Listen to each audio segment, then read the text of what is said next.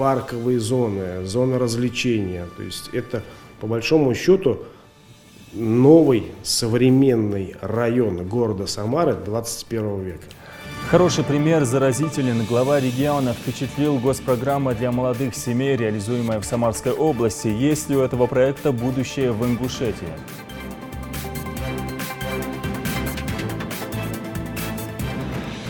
Именно пыльца вызывает у человека аллергическую реакцию. Опасно для людей, животных и сельского хозяйства. В Россельхознадзоре борются с распространением амброзии. Выявлено несколько участков, заросшие вредным растением.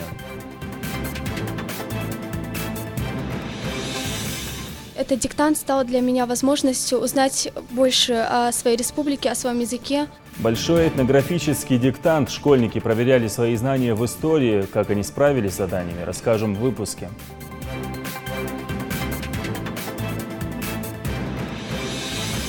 Я нашел для себя в будущем, что я бы быть МЧСником. Узнай больше о профессии пожарного. В Назрановской пожарной части открыли двери перед учащимися школы «Лидер».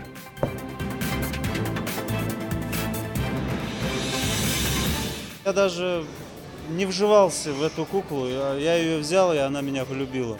Чечек Гуди. Увлекательная история кукольного мастера. Актеры Тюза устроили выездной спектакль в селе Дачное. В числе зрителей был наш корреспондент.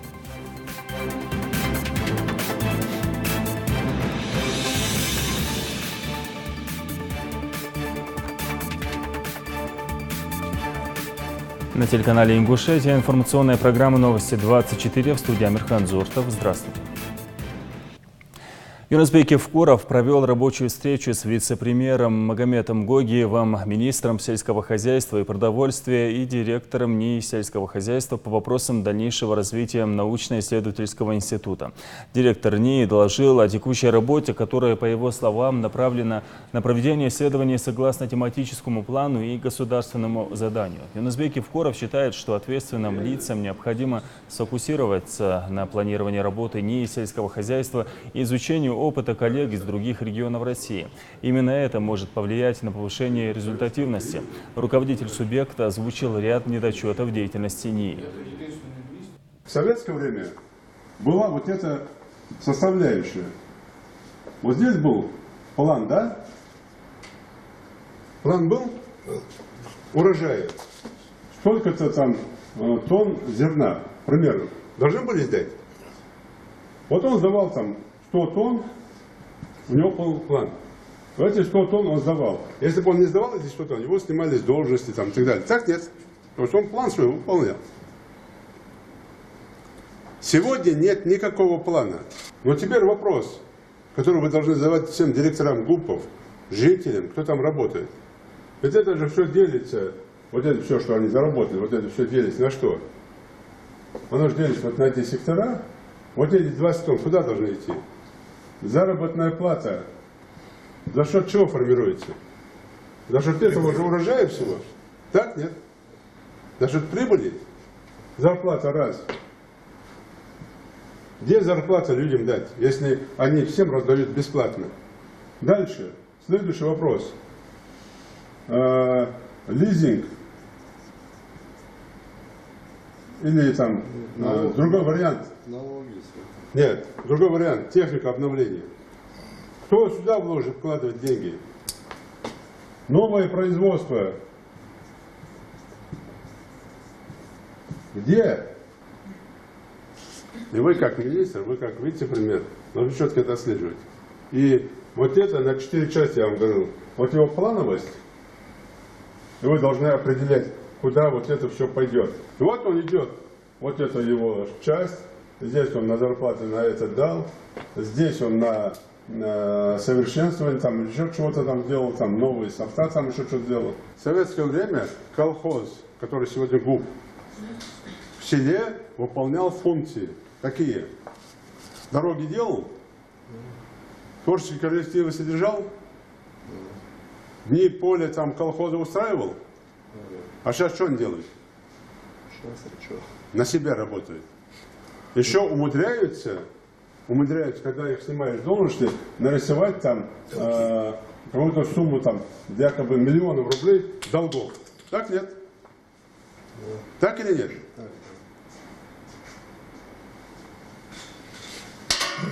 Вы давайте к этому очень серьезно относитесь.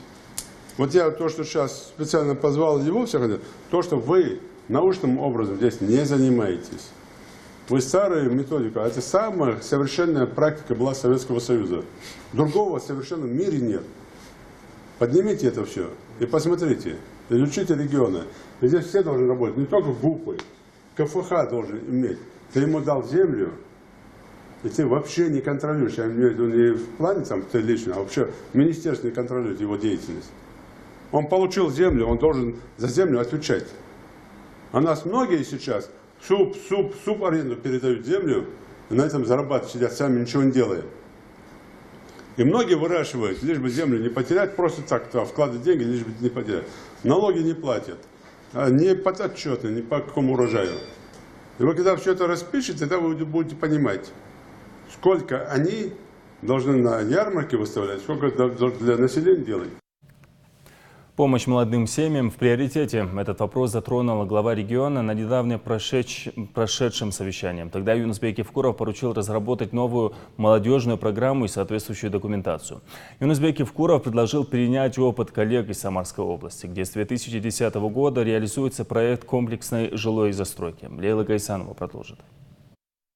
Кошелев – проект молодой, уютный, благоустроенный район Самары. Всего за несколько лет на месте, где раньше было поле, вырос полноценный город, который стал домом для более 80 тысяч человек. Комфортная и удобная городская среда. Здесь предусмотрели все для счастливой жизни активных и современных людей. Жилые кварталы разбавляют просторные бульвары, галереи магазинов, бесчисленное количество зеленых зон. А формат малоэтажного жилья создает дополнительную атмосферу домашнего комфорта. Кошелев – проект на манер маленьких европейских городков, чистый, дружный, уютный и не похожий на другие городские районы. Парковые зоны, зоны развлечения. То есть это, по большому счету, новый современный район города Самары 21 века. Поэтому у нас в 2017 году стартует множество форматов, и у людей будет гораздо больше выбора, гораздо больше возможностей приобрести себе в первую очередь по доступной цене, но уже разноформатные объекты, разноформатное жилье. Создатели проекта знают, в чем действительно нуждается современный городской житель. Поэтому еще на этапе проектирования особое внимание уделили социальной инфраструктуре. Новые современные детские сады, школы, поликлиника, отделения банков и все необходимое для жизни находится в шаговой доступности. Одну из школ и детский сад микрорайона в ходе своего визита в Самару посетил и глава Ингушетии. Строительство, строительная часть и огород отдельно было? Отдельно, да. Строительство, вообще на общая сумма какая на школу? Вообще, меньше 800 миллионов, 700 с чем-то миллионов стройка, с оборудованием, да. И отдельно от торговли, уже парты, доски, компьютеры, да.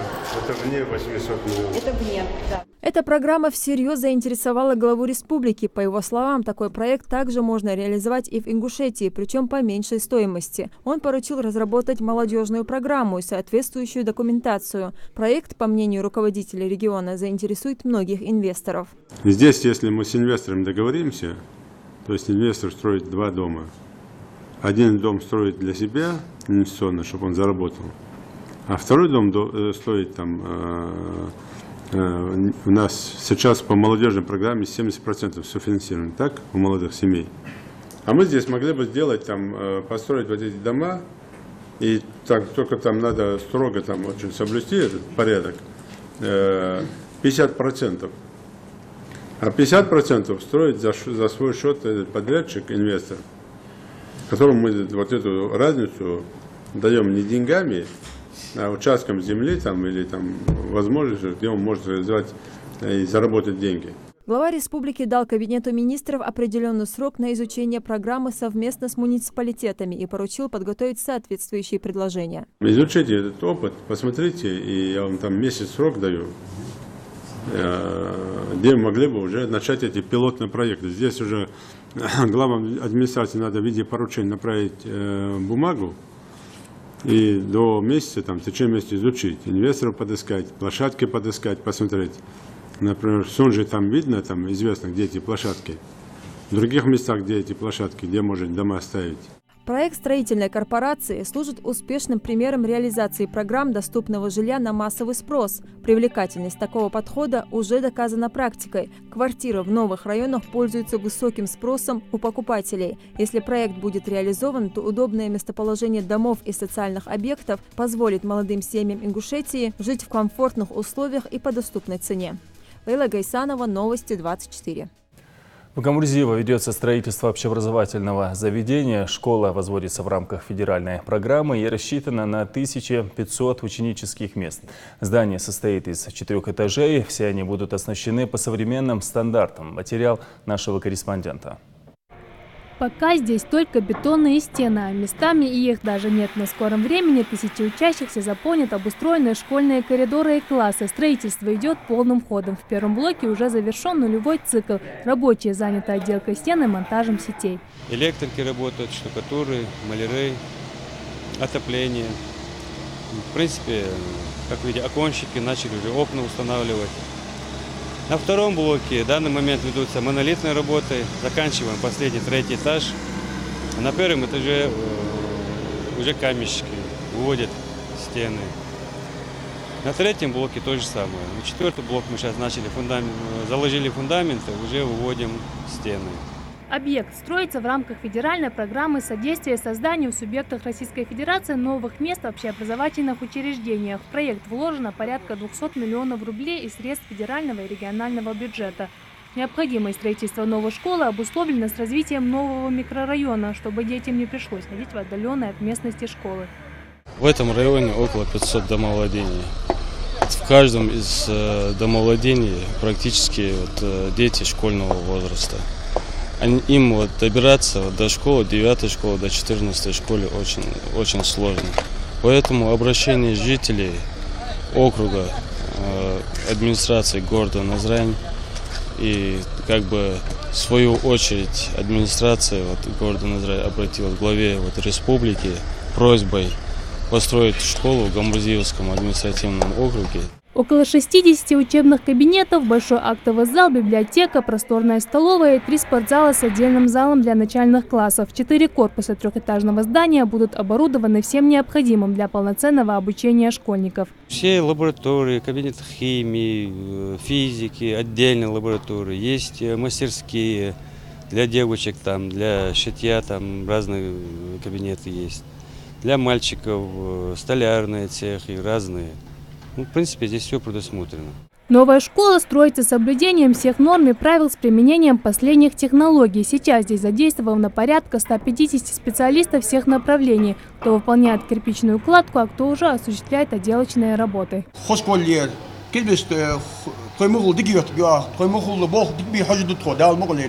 Хотя строительство началось относительно недавно, сдать объект планируется к концу этого года. Такой большой подарок приготовят для детей Гамурзиева. Райдат Халухоева, Рахман Цуров, Новости 24. Новый статус, новые перспективы. Город Сунжа ожидают серьезные преобразования. Застройка новых микрорайонов и возобновление пассажирского сообщения по железной дороге – это лишь часть перемен. На ближайшие годы запланировано возведение детсадов, школы и медучреждений. А уже сейчас там полным ходом идет реконструкция городского пруда и строительство новых квартир. Обо всем подробно расскажет Светлана Томова. Плюсов с придания Сунжи нового статуса в городе даже не счесть. Что ни день, то изменения, не увидев которые проехать гостями жителям Сунжи практически невозможно. При въезде в город заняты экологической реабилитацией и восстановлением пруда. На его преображение инвесторам выделено свыше 100 миллионов рублей. Как отмечает председатель городского совета, до конца текущего года все ремонтные работы должны быть завершены. Масштаб строительства вы, наверное, сами видите, можете оценить, сколько техники задействовано. Это федеральная программа, довольно серьезные деньги, более 100 миллионов выделено. Тут будет очень хорошая современная зона отдыха, наверное, такой нет у нас в республике. Здесь будут велодорожки, пешеходные дорожки, аллея, такие легкие кафе, парки для отдыха людей. И будет очень хорошая зона отдыха.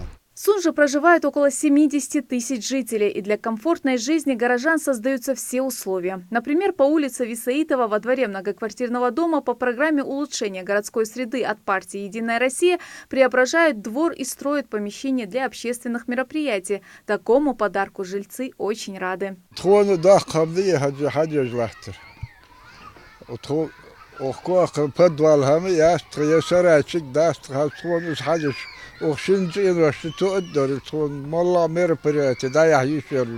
Были здесь старые дома. Эти дома под программу «Ветхое жилье» были снесены. Построено, вот как видите, два новых красивых дома. Но нам обратились жители в администрацию с просьбой, чтобы им построили домик, облагородили двор для проведения каких-то общественных мероприятий. Кстати, цены на коммунальные услуги, льготы учителям и другим категориям лиц не поменяются в течение 5 лет. Сами же жители города уверены, что старт новому городу уже дан, и они, в свою очередь, наблюдая со стороны, только и успевают радоваться за родной город. Изменения, конечно, налицо. Это инфраструктура у нас улучшается, асфальтирование дорог. 2017 год, как мы знаем, признан годом экологии, и в рамках этой программы ведутся некоторые мероприятия, то есть это у нас реконструируется пруд, озеленение города ведется, дворовых территорий облагораживание, ну и так далее. Мы, конечно, рады таким изменениям, дан мощный стартап, хотелось бы, чтобы не сбавлялись темпы. Есть тенденции к улучшению, мы видим, что идет строительство, модернизация пруда. Улучшение дворовых территорий по линии ФЦП. Мы видим, что идет укладка строительства новых дорог. Ну и в целом граждане, жители города Сунжа, у нас есть надежда на то, что будут еще дополнительные будут изменения, улучшения, что качество жизни граждан будет расти. В новом городском округе очень скоро начнут претворять в жизнь программу по улучшению социально-экономического положения. Как отмечают местные власти, на сегодняшний день уже разработан план по реализации генерального проекта города с очертанием всех зданий, парков и скверов. Мы видим преобразование в положительную сторону. На этом мы останавливаться не собираемся. Мы будем наращивать темпы, будем созидать, и чтобы наш город был и как для жителей, так и для гостей приятным, и чтобы он радовал глаз, и чтобы было здесь жить комфортно. Еще одним плюсом для нового города станет введение федеральных программ социального развития. По плану в Сунже появится сразу несколько детских садов, школ, объекты здравоохранения, высотные элитные дома. И это далеко не все. Светлана Томова, Хаваш Гойгов. Новости 24. Опасный сорняк наступает. Работники управления Россельхознадзора и региональный Минсельхоз продолжают борьбу с вредоносной амброзией. В рамках очередного рейда инспекторы побывали в микрорайоне 105-м оси в Назране. Долго искать опасную для людей, животных и сельского хозяйства растения не пришлось. Издалека внимание проверяющих привлек заросший амброзией участок, почти 2 гектара земли. Масштабы ее цветения вызвали у инспекторов недоумение. تحكي نقول ويسكو تشاستي تونستي يا جير أمبروزي تأخر زيني يا شكر تون يرى شمتر دقة شمتر لخايولش حتى يعني عاجي يرى ما وي بس حيول كان بس شقوال كان حيول حتى يولر حتى أخان قاش حتى يعني وصحابي نسقو يضيع قاية يضيع بيزن بوش خني تحسك خلوات شتر. Такую же картину проверяющие увидели и неподалеку. Прилегающая к ГУП «Ингуш-электросервис» территория заросла вредоносным растением. По факту нарушения законодательства карантина растений инспекторы Россельхознадзора начнут административное расследование, материалы дела которого будут направлены в прокуратуру Ингушетии. В отношении лиц, которым принадлежит эта территория, будет проведена внеплановая проверка. Напомним, что амброзия способна наносить вред, даже если она растет вдали от жилой местности. По ветру разлетается уже пыльца, а именно пыльца вызывает у человека аллергическую реакцию. То есть она попадает в дыхательную систему и уже вызывает, то есть и чихание, и кашель, да, и какие-то еще более сильные симптомы, и как бы слезоточивость глаз вызывается, и уже оно переходит уже более такие хронические заболевания. Счастливая жизнь без наркотиков. С таким посылом обществу выступили учащиеся нового центра образования в Магасе.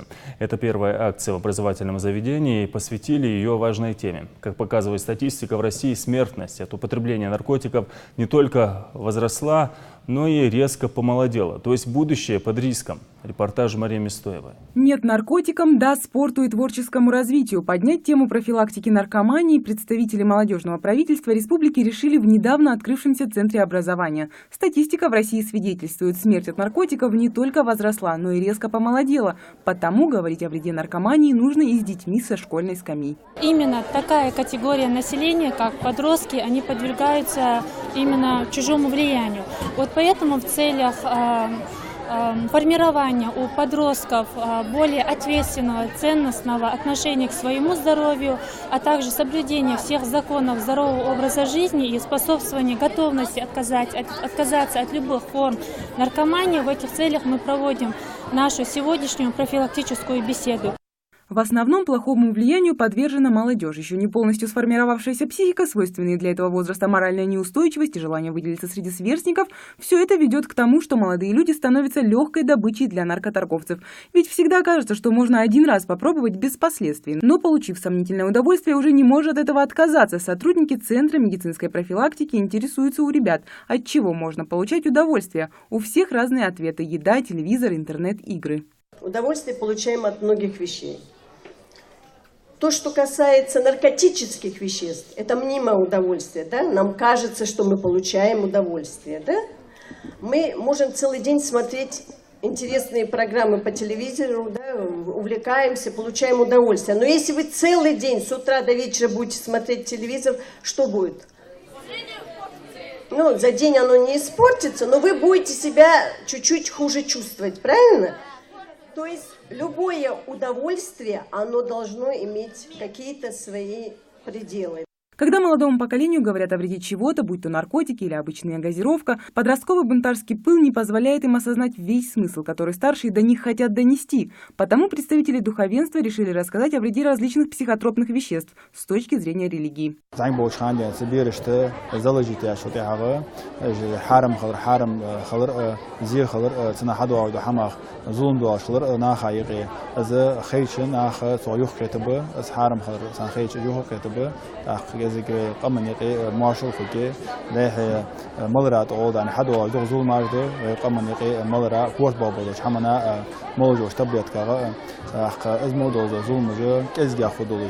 В зале все внимание на лекторов. Многие из сидящих здесь не до конца понимают, что именно такое наркотики, но точно знают, связываться с ними не стоит. Категорически против, конечно, наркотиков и других каких-то веществ, что ли. Мои родители дома мне говорят не слушаться чужих людей на улице, не употреблять наркотики. Ну и мне свое здоровье дороже. Я считаю, что их нельзя употреблять. Это вредно, и если бы мои друзья бы за это взялись, то я бы сказала выбросить это, потому что это нельзя употреблять. Школа совсем новая, и возраст ее исчисляется пока только неделями, но уже сейчас здесь организованы различные кружки. Ребят пытаются всесторонне развивать, и особый упор делается на воспитание. В дальнейшем, конечно, мы тоже планируем проводить беседы, регулярные мероприятия. Для этого у нас задействованы соответствующие преподаватели, которые помогут детям в трудной какой-то ситуации и помогут определиться в дальнейшей жизни, что плохо, что и хорошо. Мы стараться будем, естественно, проводить регулярные воспитательные беседы. В этих целях направлена большая часть внимания. Статистика утверждает, что наш регион находится на одном из последних мест по употреблению наркотиков. Частые профилактические мероприятия и контроль за ситуацией всех органов власти и, конечно, институт семьи – самый лучший метод борьбы с губительным явлением. Мария Мистоева, Гапур Чехкиев, Новости 24.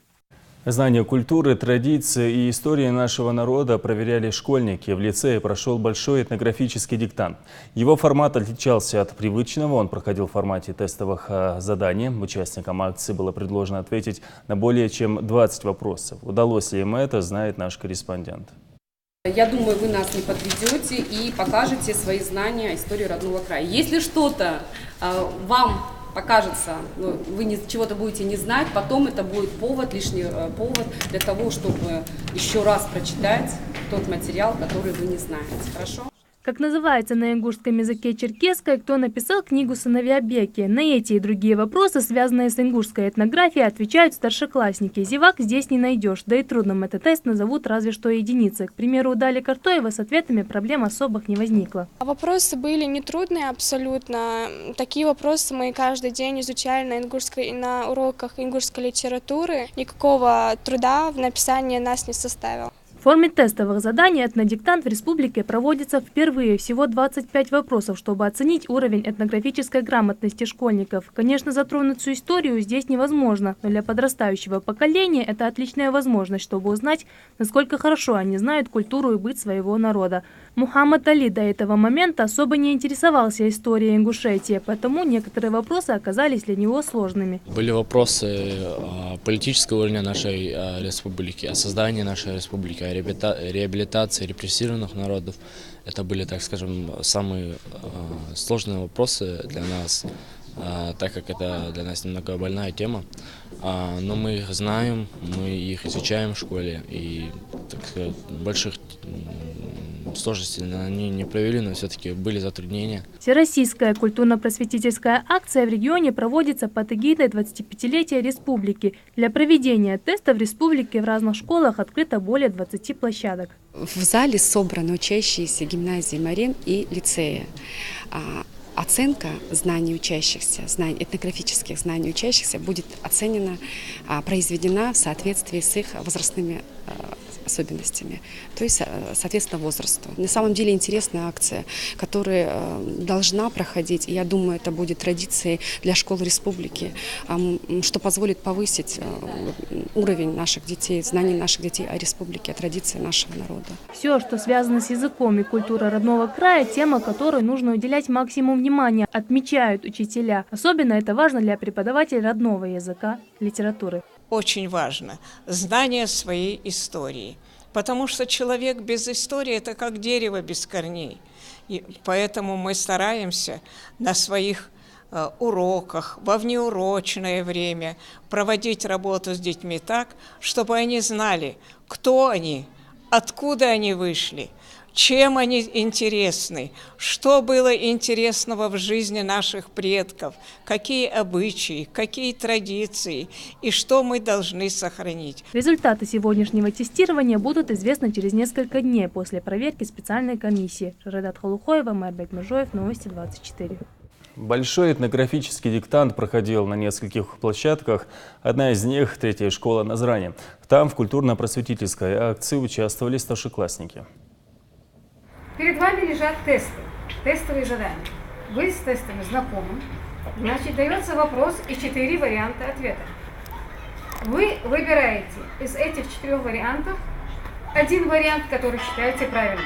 На столах только кимы и ручки. Инструктаж пройден. Участники готовы приступить к диктанту. Тестирование начинается ровно в 10. Девятиклассница Тамара Лалахоева этнографический диктант пишет не впервые. Историю своего народа школьница знает хорошо, а диктант – лучшая возможность проверить насколько. На вопрос, почему решила присоединиться к акции, Тома отвечает без раздумий. Я очень люблю свой народ, и этот диктант стал для меня возможностью узнать больше о своей республике, о своем языке и узнать, насколько хорошо я его знаю. Цель диктанта – оценка этнографической грамотности жителей, знаний об основах культуры своего народа. В тестировании участвуют люди абсолютно всех возрастов, начиная от школьников и заканчивая учителями и чиновниками. В рамках того, что в ноябре месяце этого года на территории Российской Федерации будет проходить общероссийский диктант.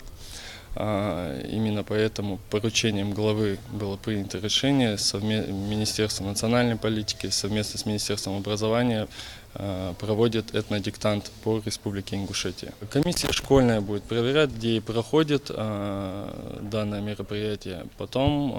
Затем нам будут направлять 3 победителей от каждой школы. В прошлом году большой этнографический диктант в стране объединил 90 тысяч человек. 35 тысяч писали очно и 50 тысяч онлайн. Тогда к акции присоединился и глава республики. Впрочем, для самих участников диктант – это возможность не просто оценить свои знания, а скорее узнать, где именно эти знания хромают. Да нет, не будет сложно. Если даже будут вопросы о других национальностях, мы же изучаем в школе историю.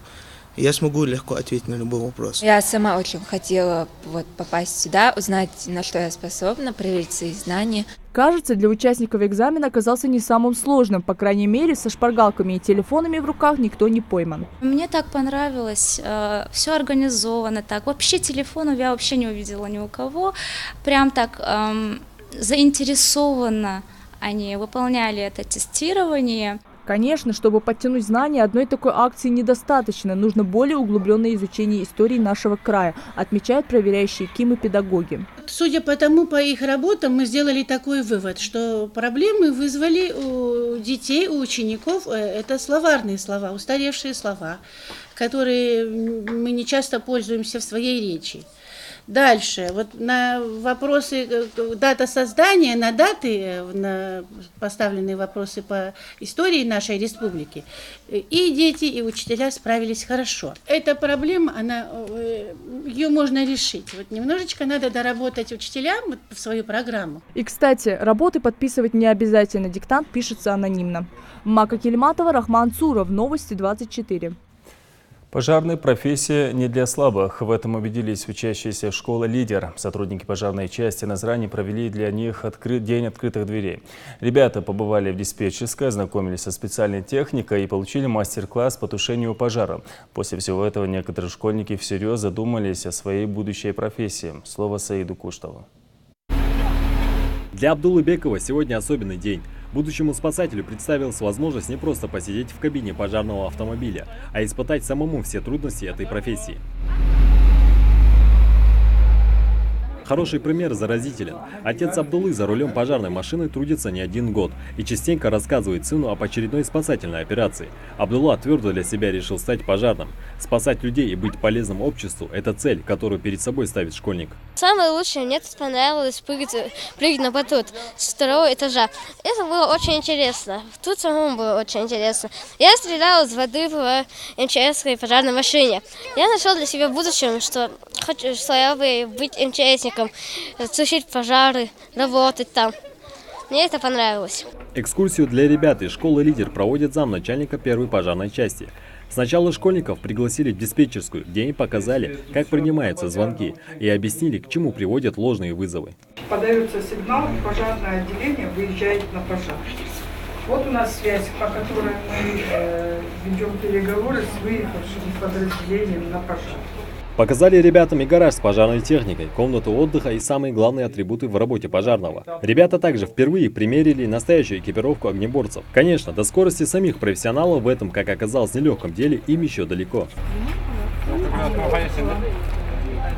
Ребятам даже устроили настоящий мастер-класс по тушению огня. Но больше всего школьников впечатлили прыжки со 2-го этажа на так называемый куб жизни. Эмоции просто зашкаливали от увиденного. Больше всего запомнились прыжки и тот момент, когда наш одноклассник потушил пожар. Говоришь, пожар.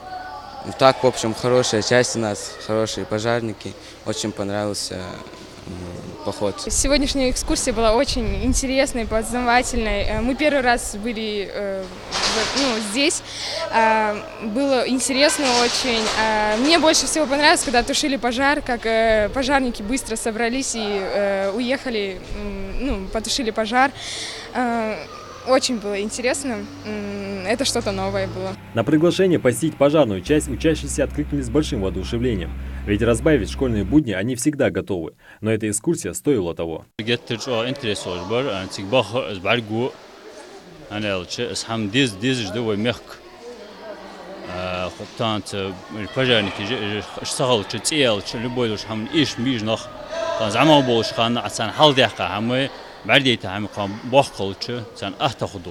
Спасатели постарались, чтобы дети увидели все своими глазами, и у них сложилась полная картина о работе современного пожарного подразделения. С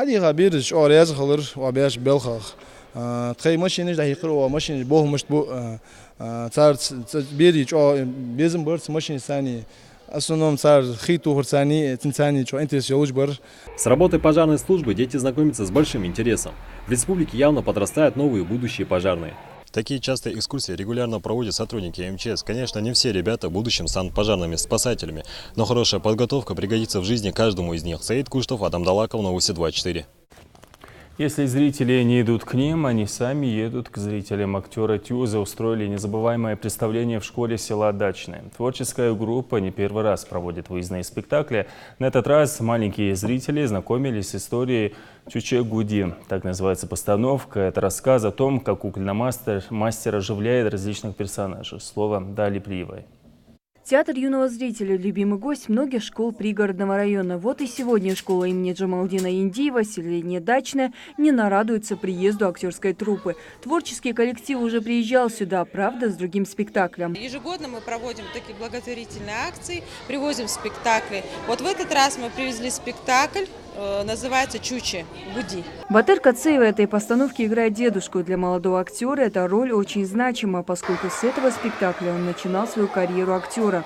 Батыр перевоплощается в дедушку уже сотни раз, но каждая новая сцена – это новые ощущения и самые искренние зрители. Я даже не вживался в эту куклу, я ее взял, и она меня полюбила. Детишки нас принимают очень хорошо. Им нравится, мы завлекаем их как бы в свой мир, в свою игру. Подборы репертуара для выездных мероприятий в Тюзе подходит очень ответственно, поскольку надо не только порадовать детей яркой игрой и увлекательным сюжетом, но и преподнести это таким образом, чтобы дети извлекли для себя из постановки ценные уроки. Дети реагируют, детское восприятие к спектаклю, оно всегда одинаковое у всех. Смеются, улыбаются, хлопают в ладоши, подпевают вместе с нами. Очень правильная и очень хорошая реакция. А здесь они свою частичку сердца нам передали, и нам было вдвойне играть приятнее для них. Чуче Гуди – это история о том, как кукольных дел мастер вытаскивает из своего мешка различных персонажей и оживляет их. Главный герой – деревянный мальчик, очень любознательный и шаловливый, но от которого дед с бабкой бед не напасутся. Да и все обитатели леса настрадаются. Спектакль с воспитательным подтекстом сегодня собрал полный зал зрителей. Очень нравится. Там много всего интересного, волшебных, там чудеса. И многое другое. Симпатии детей к полюбившимся им сказочным персонажам разошлись. Правда, ребята согласились, что все они смешные. Что тебе понравилось? Вот. А почему? Смешно. Мне очень понравилась детка, бабка и Буратино. А почему они тебе понравились? Они очень веселые. Малика Албакова – мать 4 детей, и каждый приезд театра для них праздник, поскольку актеры своей легкой и одновременно профессиональной игрой дарят радость и хорошее настроение. Малика вместе с детьми не пропускает ни одну постановку. Очень много положительных эмоций, наверное, у детей. Они радуются, смотрят, понимают, что хорошо, что плохо. Они же поучительные все сказки. Это очень много эмоций. У нас же не часто получается вывозить их куда-нибудь с нашими бытовыми заботами всякими. А тут они смотрят, очень долго они отходят, эмоции хорошие бывают. Взрослые тоже не могут оторвать глаз от сцены. Игра актеров приковывает все внимание зрителей. Каждый персонаж гармонично вписывается в свою роль. Куклы двигаются так, словно действительно живые. Мы очень были сегодня рады, когда узнали эту новость. Дети были целый день настроены, с нетерпением ждали. Чуть ли не после каждого урока спрашивали, когда начнется спектакль, во сколько. Так что большое вам спасибо. Такие встречи с творческой труппой позволяют детям не только приятно провести время, посмеяться над смешными проделками героев, но и приобщить их к такому высокому искусству, как театр. Дали Плиева, Тимур Карахоев, Новости 24. На сегодня это все. Увидимся завтра в 21 час. Всего доброго.